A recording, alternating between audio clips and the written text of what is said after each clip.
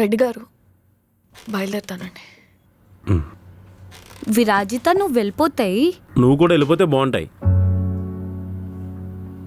రెడ్డి గారు ఒక మనిషిని వదులుకోవడం గొప్ప కాదండి. ముండా కరెక్ట్ చెప్పింది విరాజిత. సరే, ఈసారి నుంచి నా లైఫ్లో ఏ అమ్మాయి వచ్చినా వదులుకోను, అడ్జస్ట్ అయిపోతాను. మరి నేను తప్పు. నేను నాది అన్న అహంకారం ఉండకూడదు. విరాజిత, మా ముండిని ఎంజీబీఎస్ బస్ స్టాప్ దగ్గర దింపేసాయి.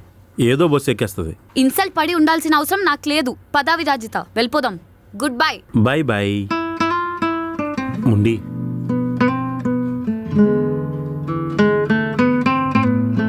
చెప్పు ముండా. నీకేదైనా అవసరమైతే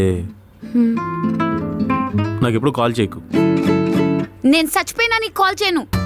ఐ మిస్ యూ ముండి. ఛీ, పోరా. అమ్మయ్యా, ఏలినాడు సేన వదిలిపోయింది. వాళ్ళని చూస్తుంటే పాపం అనిపిస్తుంది సార్. ముందు ఎదుట వాళ్ళని చూసి జాలి పడ్డం మానేయి, సగం దరిద్రాలు తగ్గిపోతాయి. మానవత్వం ఉండాలి కదా సార్. నువ్వు మానవత్వం గురించి మాట్లాడే లోపు వాళ్ళు సమానత్వం గురించి మాట్లాడి ఆడపిల్లకి సొంత ఇల్లు లేదు తెలుసా అని సోది మొదలెడతారు.